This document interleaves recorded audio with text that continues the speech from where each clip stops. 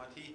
I think the problem is that we have guidelines on ESAs and not on anemia, and that's I think we have some tunnel view of our methods to treat anemia, and that's I think the major problem we discuss. We discuss about transfusions one way and the ESAs on the other side, but we do not have a guideline showing all together and solving and discussing all problems.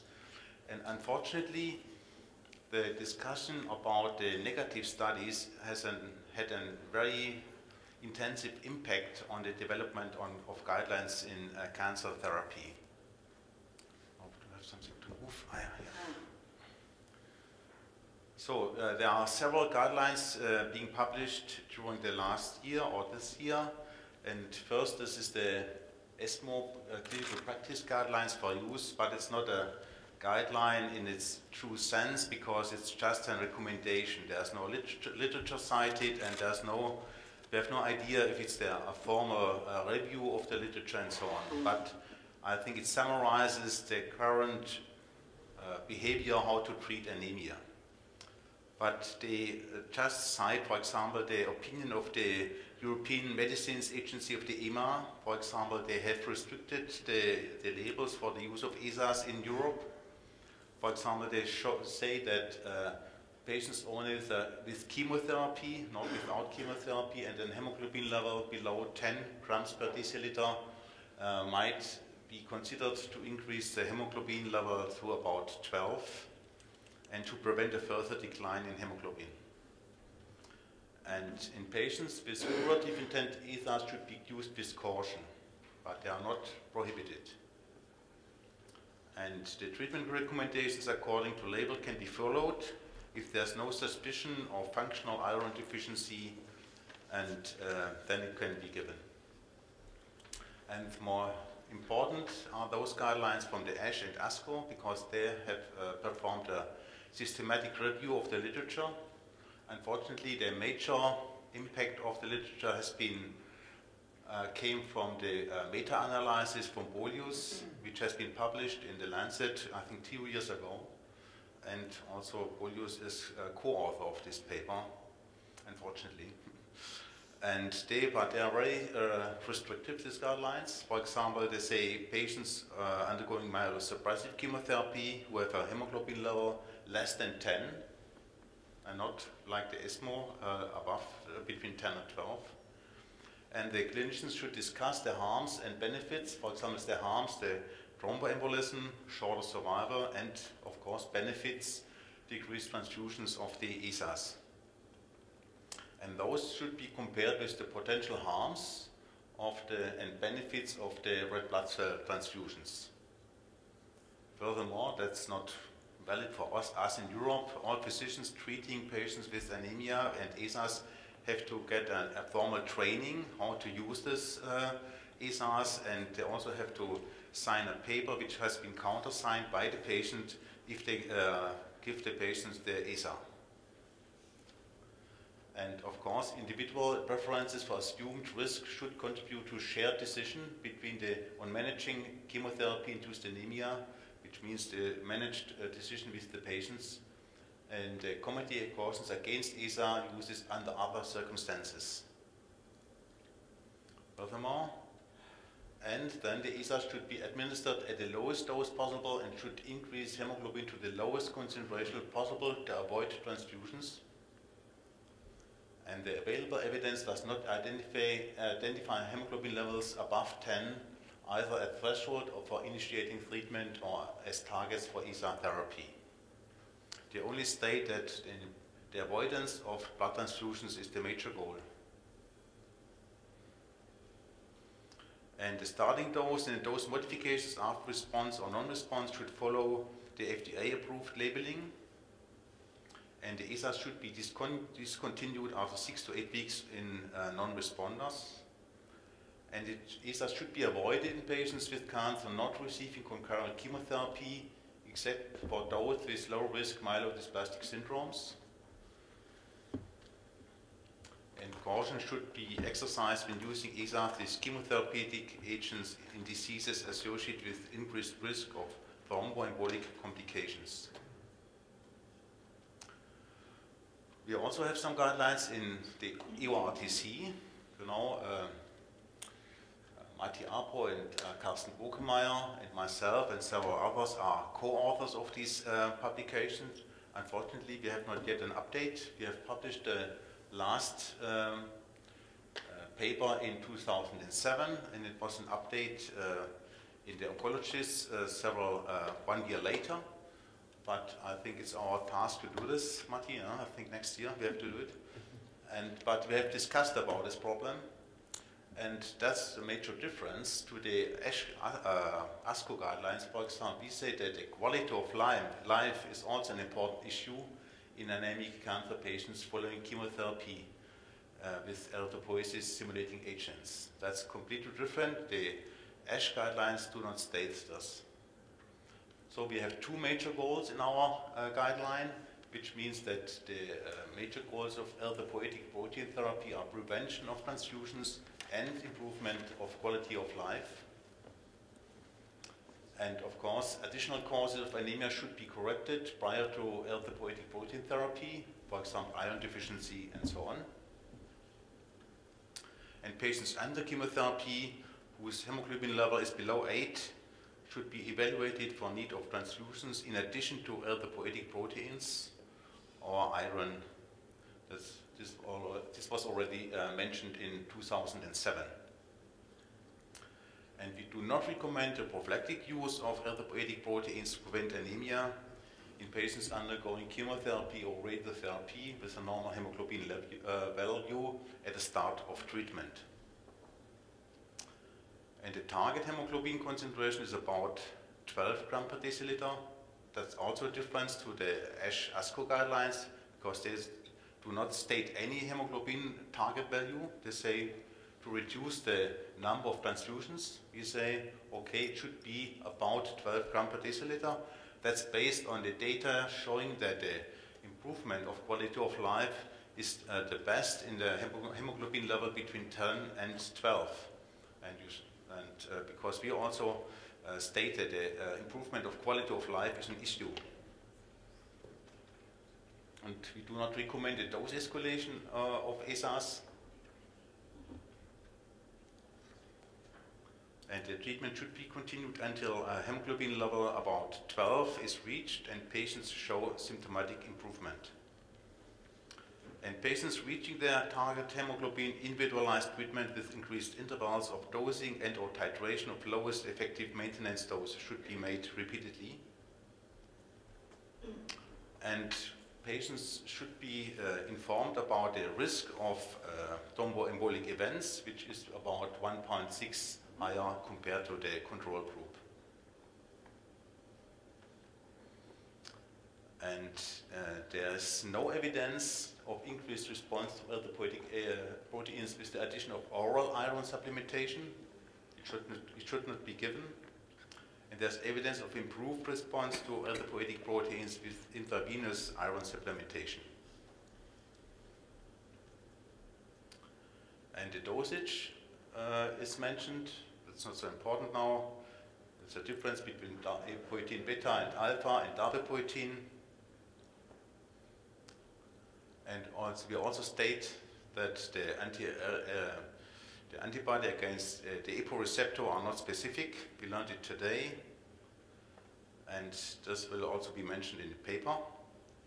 So now this cartoon just summarizes the recommendation of the OTC. First of all, the other causes of anemia must be corrected, other than cancer. Then in patients with symptoms of anemia and a hemoglobin level between 8 and 11, it's possible to give ESAs and iron to a target level of about 12 grams per deciliter, and then the treatment should be individualized. So if you compare it with other guidelines altogether, for example, the beginning of the ESA therapy in the ASCO, the hemoglobin is about 10. AOTC, if the patient is symptomatic, between 9 and 11, ESMO below 10, and also the NCCN guidelines below 11. The iron supplementation in ASCO guidelines consider IV iron to reduce ESA's needs, but it's not standard of care. we say if iron deficiency, functional iron deficiency is present, then we can give it. The ESMO says, okay, we can give it. Transfusions considered for very severe anemia, individual clinical needs in ASCO. We say minimal use. The ESMO does not discuss it, and NCCN says avoid use when possible. And the target level, that's also a major difference. Lowest hemoglobin needs to avoid transfusions in ASCO. We say ERTC about 12, as well as ESMO, and NCCN not more than 12 grams per deciliter. Okay, thank you for your attention.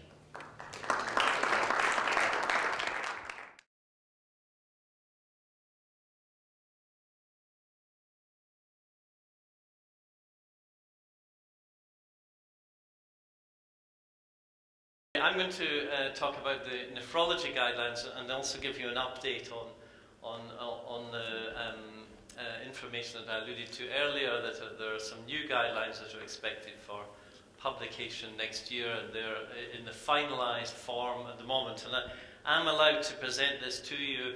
Unfortunately, I'm not allowed to give you the slides on the CD. So I have permission from KDIGO, which will come to show you the slides, but I'm not allowed to release them to you. So if you want to get your digital cameras out and photograph them, that's about the best I can do. I can't stop you doing that. Anyway, we're in two eras of nephrology guidelines over the last 20 years. We have many old guidelines in the US and in Europe. These are the European guidelines, the initial European best practice guidelines published in 1999 now, so that's 12 years ago, and then the update in 2004. And then we have American guidelines published in the American Journal of Kidney Diseases, several versions of them. So we've got lots of guidelines out there, but I think that it's fair to say that in nephrology, these are very much out of date now. These would not be considered as being evidence-based in the current era of scientific evidence. And that's been because of 4 very large randomized controlled trials that were all published in the New England Journal. The one that Gerd Meyer alluded to earlier, the US normal hematocrit trial, and that's followed up by the QUIRE study, the CREATE study, and lastly the TREAT study. And I think it's the TREAT study that's made the biggest impact to guidelines in nephrology. And so post-TREAT, we had a response from the FDA, and they published their editorial in the New England Journal of Medicine in January 2010. And their title, I know you can't read it in detail, is Erythropoiesis-Stimulating Agents, Time for a Revaluation. So the FDA had let things be a little bit relaxed after the QUIRE study. I think they slightly regretted this, and they thought that this is time to get serious now and tell nephrologists what to do. So they took a very firm stance, and they formed an advisory committee, which was the Cardiovascular and Renal Drug Advisory Committee. They met a year ago, and they published their conclusions a short while ago. They even took a vote as to whether ESA therapy should even remain licensed for use in renal patients. And I have to say, one person voted for not giving them a license, although everyone else said they should. So they had a vote at that level as to whether they should be withdrawn from the market. Vote as to whether ESA therapy should even remain licensed for use in renal patients. And I have to say, one person voted for not giving them a license, although everyone else said they should. So they had a vote at that level as to whether they should be withdrawn from the market. But thankfully that didn't happen. And then the next stance we had was in the UK, which is the NICE group and National Institute of Clinical Excellence, or National Institute of Health and Clinical Excellence as it is now. So they revised their guideline, and that was published in February this year. And I have to say, this is far more akin to what you presented earlier in the group where you discussed this, with a hemoglobin of 10 to 12, which I think is a very sensible range, and looking for an upper limit of 12 and maybe a trigger of about 10 or 11. So I think that's what Europeans are doing. I think for the very first time, we're going to have a disconnect between US nephrologists and European nephrologists, and that's already happening. I'm aware of new agents now that are going to have 2 different clinical trial protocols because the one in Europe would not be approved by the FDA. So this is where we are now. I think we're at a disconnect between what the US are doing under a lot of pressure from the FDA and Europeans who are generally much more relaxed about anemia therapy. And so I'm going to come on to just the KDIGO guidelines. So these are a set of guidelines that have been in preparation for the last 18 months or so. And the rest of what I'm going to say is on KDIGO, just a few slides. Now, the official slide set for KDIGO is 51 slides. I'm not going to show you them all. I'm going to just handpick about 6 of them that are the most pertinent. But these are under the auspices of KDIGO, which stands for Kidney Disease Improving Global Outcomes. And what this group have done, and they're funded by the National Kidney Foundation in the US as a charity, they are trying to replace the need for repeated evidence rating groups to look at the same scientific evidence and come up with more or less the same conclusions. So there used to be US guidelines, there were European guidelines, there were Canadian anemia guidelines, there were Japanese anemia guidelines, and there were Australian anemia guidelines under CARE, Caring for Australians with Renal Insufficiency. So to replace all of that, they decided there should be just one global guideline for everybody, and then you could adapt it for individual countries if you liked, but this is what the evidence showed. So this group was multidisciplinary. Now, it's a renal guideline, but I want to emphasize that, and you'll recognize some of the names on the group. They're not nephrologists. So if I just focus for just a minute. First of all, the co-chair, John McMurray, is a cardiologist. He's been extensively involved in cardiology guidelines. And given that some of the concerns with ESA therapy were cardiovascular, he was co-opted as one of the chairs of this group. The other co-chair is Patrick Parfrey in Newfoundland, and he's a nephrologist. But then you can see there's a heavy US predominance with John Adamson, who's a hematologist, Jeffrey Burns, who's a nephrologist, Frederick Finkelstein, who's a nephrologist with a huge interest in quality of life, so he was there for quality of life. Steve Fishbane's a nephrologist. Thomas Gans is the father of Hepzidin, as you probably know, so he was on the group. Ruth McDonald's a pediatrician. And so a lot of US people, and then there's a smattering of Europeans, Pedro Llama from Spain, Til Mandruka from France, myself, Laurie McMahon from Australia, Giovanni Stripoli from Italy, and then from this country, Gunter Weiss, who of course you all know,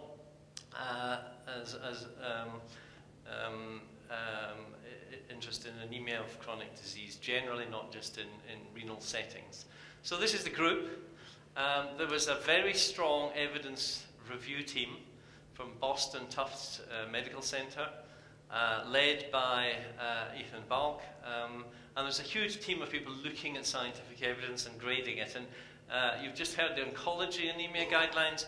There are 2 symbols attached to each guideline. One is a number and one is a letter, and it's using the grade degree of evidence. And I'll come back to that when we actually look at the actual guidelines or recommendations. Now, this is available as online. It's not published, but you can get the version that went out for public review, and you'll see it's in 4 chapters. So there's a chapter on just diagnosing and evaluating anemia generally. And then we've got the 3 different therapies for anemia. We've got a chapter on iron, we've got a chapter on ESAs, and we've got a chapter on red cell transfusions. So it fits very nicely with the theme for today, but particularly in relation to renal disease. So that's how the guideline's been set out, which will be collated early next year and published probably around April. So I'm just going to focus on 2 of the chapters. I'm not going to focus on diagnosing anemia. That's a bit silly for this present group. And interestingly, I'm not going to say anything about red cell transfusions because there's not a lot of evidence for this. There's a nice commentary on that in terms of some of the issues that were raised this morning in terms of immune modulation with red cell transfusions, HLA sensitization, etc.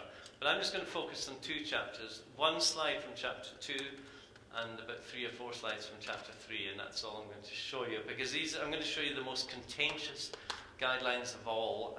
The rest of them, I think, are probably less contentious.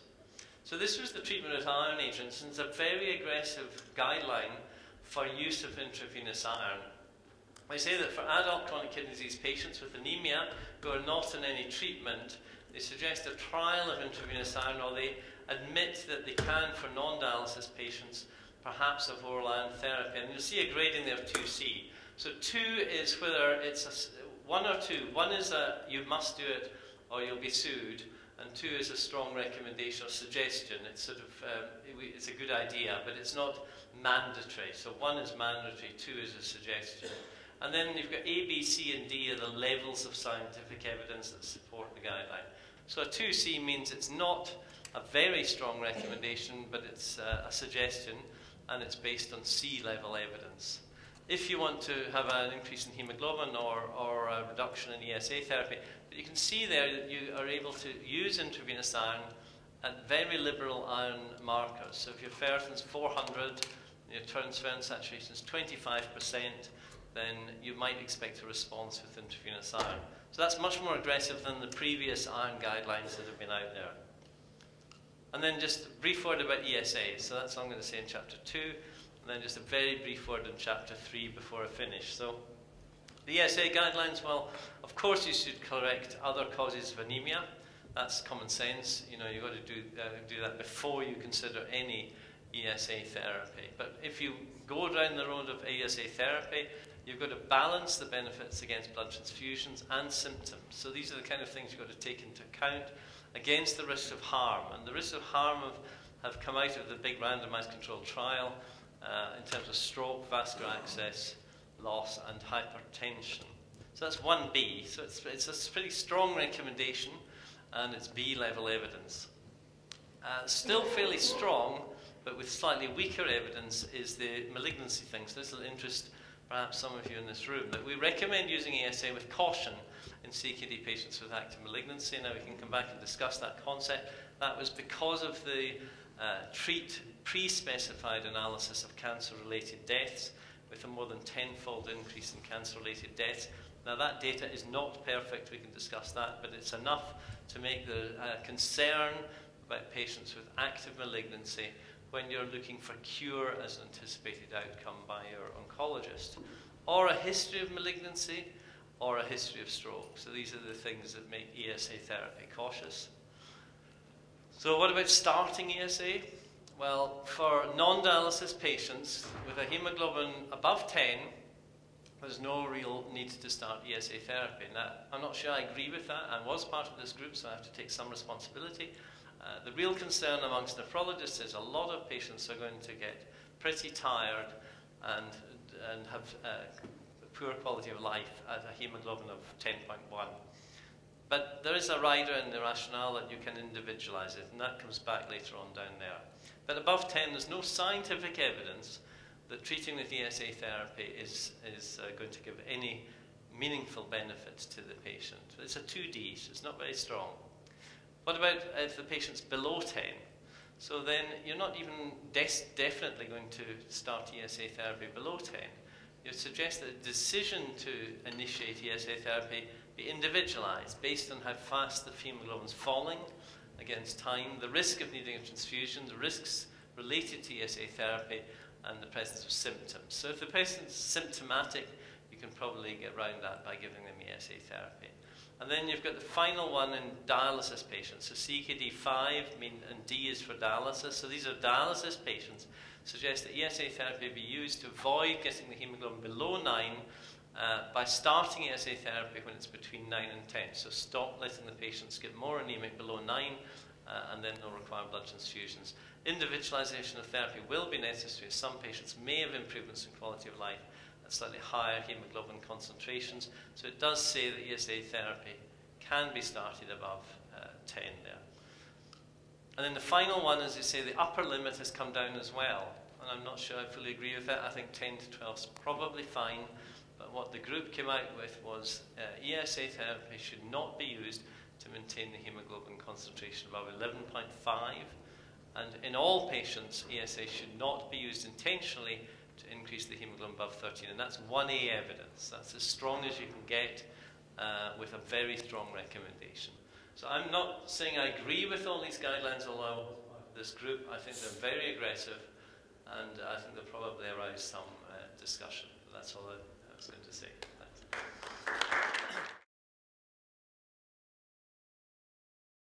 There's one similarity in the guidelines is the hemoglobin level. In the discussions we had within EORTC, the way we decided was the evidence in cancer patients that the quality of life instruments show that there is an improvement when you go from 10 to 12, and above that's difficult to know. I understand that you also have similar data in nephrology. Yeah. Is that the reason for the limitation to 12, or did you have further evidence that it is really true that by pushing above that, we are going to increase the risk of some of the other side effects, like thromboembolic events, which have been discussed, and maybe they are related to increased hemoglobin levels and things of the kind? Well, the quality of life comments were very largely based on the quality of life data from the TREAT study, and that data were less spectacular than I thought many of us believed. So this was a placebo-controlled, double-blind study, so you can't get stronger than that. You almost need that for quality of life, and that's one of the limitations of a lot of quality of life studies, is they're not blinded, they're not placebo-controlled. In the TREAT study, there was an improvement with the active arm targeting 13, but the placebo arm weren't that much worse off, so it wasn't spectacular. And it wasn't enough to allow the guideline to make a strong recommendation for quality of life, but it did stipulate that there should be some individualization, because there are some patients that will benefit from going up to 12 in terms of quality of life, but not globally for everyone. Hartmut, any comment on the fact that the EORTC group has, contrary to the Americans who are under the influence of the FDA, recognized that there is a correlation between hemoglobin levels and quality of life? I think the FDA did not accept this point and said the evidence is not enough, not strong enough, but that's a different point of view. I think that's just how we evaluate these data, and I think different experts come to different conclusions. And from my personal point of view, I think I do not decide to treat the patient with ESAs or transfusions. I have to treat a patient who is anemic and who has problems. And the major problem he has is that he has impaired quality of life due to anemia. And then I have to decide how to treat him. And my major goal is not to avoid transfusions. I want to help the patient. And I think this point of view is also, I think, our discussion within our EORTC group, that we have to treat the anemia. Yes, I see hands raised. There's something, Daniel, in the back. I have a question with respect to the anemia guidelines for renal patients and malignancies, history of malignancies. This recommendation is based only on TREAT results. There are no other signals from no epidemiological and intervention trials for such a recommendation.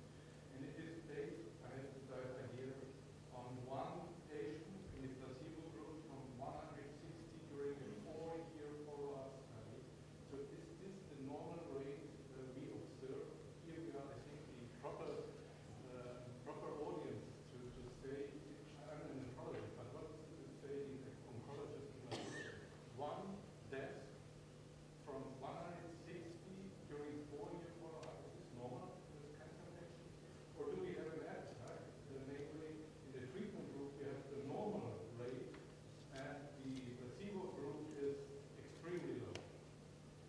So what is the opinion of the hematologist? I think the expected incidence of malignancies in elderly people, so at age 60, 65, is about 2 per 100 patients, per 100 people, 2% per year.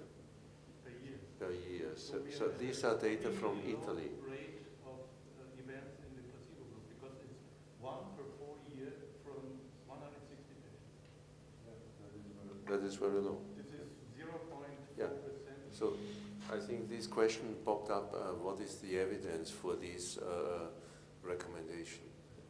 Maybe there is other data which we are not aware of from the hematological oncological group of specialists.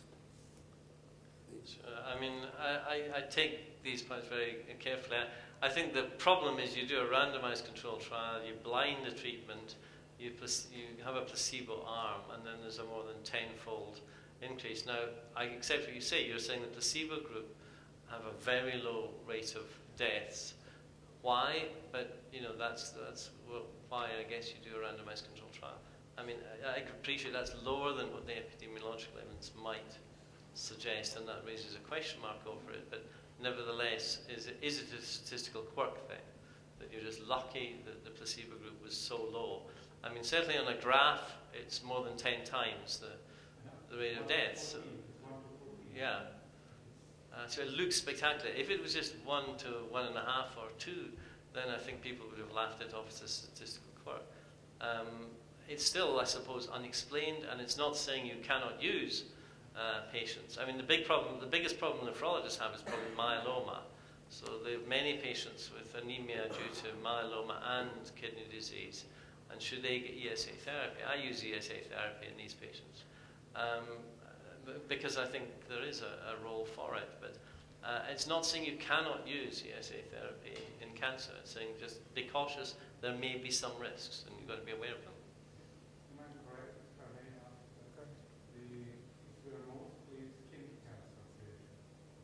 Skin cancer. Mostly. I think there are mostly skin cancer. Because it was allowed to include patients with a 3 month history of skin cancer. All other were excluded by 5 years. Yeah. And half of those cases were diagnosed within a few weeks or months from starting into the study, which also calls a question. So there are issues with those numbers, they're very small numbers, in a small subset of the whole treat study. Absolutely, yeah. Very difficult to interpret. And when they came out in the oncology field, we discussed those data, and I think most of us kind of said, we cannot explain this. If we could explain it, it would be fine. Gert, you wanted to comment? Even though I completely agree with these arguments, I think that the extrapolation from the normal population of cancer incidence to the ESRD population is a little bit weak, because we have a very high competitive risk of cardiovascular death in these patients, so much higher than in the normal population. So this may diminish the importance, quote, for carcinoma death in the ESRD population. But then your argument, what are you? I'm not sure whether I understood what you are arguing for. So you say cardiovascular disease is the major threat for your patients. Cancer so they die before they can get cancer. I think yeah. But you still have it in your recommendations, so that's the problem. Yeah. Maybe it will not stay there. Might be changed the wording. You wanted to comment something, Antonio? In KDIGO, McDougall, there is no mention about less sensitivity to ESAs due to poor quality of dialysis. I think this is important because KDIGO is a worldwide guidelines, and in many countries the quality of dialysis is rather poor. This may influence the sensitivity to EPO. Yeah, I think there's been some comments made on that in the reviews, as far as I remember, and so it may be the final version will comment on something to do with quality of dialysis, and I completely agree that's a very important factor. Yeah. Mario? No, I only had one course in nephrology, so maybe my my question is not appropriate. How big is the thromboembolic problem, and do you use a lot of heparins? So again, the event rate was very low, but again in TREAT, which is, you know, which drove a lot of the evidence base because it was double-blind placebo. It was a doubling of venous thromboembolism. Now, that's what a lot of the cancer studies have shown, as you're aware. Regardless of cancer, in large meta-analyses, there's roughly a 2-fold increased risk of venous thromboembolism in oncology. So the hypothesis there is that erythropoietin, particularly high doses, might be prothrombotic. As to the use of prophylaxis, I mean, some patients are orphan if they've had previous pulmonary emboli. They get a lot of them get anticoagulated 3 times a week with heparin because of the dialysis for the extracorporeal circulation, so they're regularly anticoagulated anyway. And most of them are on aspirin as cardiovascular prophylaxis. There is an argument also in oncology, is that the closeness of mechanisms between coagulation and cancer is different maybe than in nephrology. Okay. Pierre, you want to comment? Yeah, just a couple of comments that for me are pertinent. We're not going to change so far the guidelines, so this number one statement. But the second thing is that I don't want to lose perspective of why or where the figure of 10 grams of hemoglobin comes. This was a political, economical decision by the health federal government agencies, Medicare, Medicaid, when they decide they will only pay for the retired people or the very poor people of their society. The only public sector being paid by the federal government when you're above 65 or you're really, really poor, below 10. And one of the things is in the guidelines of the USA is because then less people will have exposure to ESS. Well, the 10, number one, is not scientifically figure, it's just it's for economical reasons. But this one thing that I think Marty will agree with that. For many years, we were emphasizing earlier intervention. So if the federal government wants to do is to have the patients less exposure to ESS, what they're going to achieve is less people to have access to ESS, but in the individual level, the patient will receive more ESS. You start below 10, then you start above 10, and there's plenty of literature of that. So I want just to clarify those issues where we stay and when we follow those guidelines, based basically at least in this the figure of 10 grams of hemoglobin, not on scientific grounds, but economical grounds. Okay.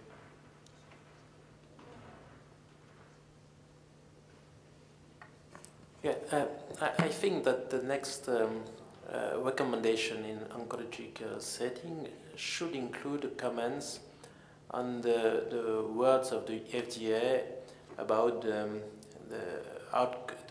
restriction use for patients for which the anticipated outcome is not cure, because there is no scientific definition of the in which disease cure is anticipated, and there is no scientific correlation of this comment in the label of ESA in US. So I think that we could make a scientific position in this recommendation to explain that there is no scientific validation of this comment. I completely agree, because you showed with your study and the Engel study showed in lymphoma that there's no effect at all on the outcome in curative intent. It's the contrary, it's just there's no difference, and perhaps your study shows that's perhaps beneficial. So I think it's very important what you say, and I think, Matti, that's our task next year, just to make a statement on this point. That's correct. The reason to not come out with guidelines this year was that we needed to have publication of the data that will make it strong enough for us to take a different position and say, well, the scientific evidence for that statement doesn't exist, as well as we will come out with some conclusions about the fact that the recommendation to consider transfusions is not based on science, and there are actually all kinds of signals, as they love signals, to say that transfusions might not be beneficial for these patients. Can you tell us when your work will be published? Well, it's currently under it's written, so we plan to send to a journal this at the beginning of January. Okay. If you send it to Annals of Oncology, we'll get a very, very, very rapid review. Just a quick comment. We see more and more patients with MDS and previous solid tumors. Do you have any suggestion on how to behave? What is prevailing? the MDS, or because we are aiming at normalizing hemoglobin levels. We never see thromboembolic events in MDS patients treated with ESA, and still we have some problems with the people who have had cancers before. So what would be your attitude? So I think so far we did not consider the MDS patients in our guidelines. We just excluded them. Yeah, and, but if they have both, because for instance I have a number of patients with prostate cancer and real MDS. So in this case, I'm always very cautious in treating them with ESAs. Am I right, or are we just behaving without any evidence?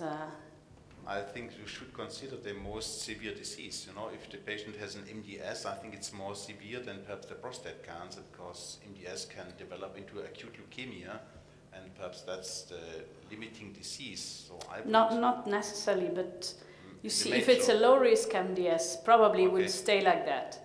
So my question is, do I have to do something? I know that there is. It's a stupid question in a way, because there are not much evidence, but I was wondering whether you have more than I have. No, there are no data. Of course, there are many patients having MDS after previous chemotherapy. Yes. But I'm not aware of a study dividing both groups, let's say MDS by itself or secondary MDS, and then to divide it on the effect of EPO or not.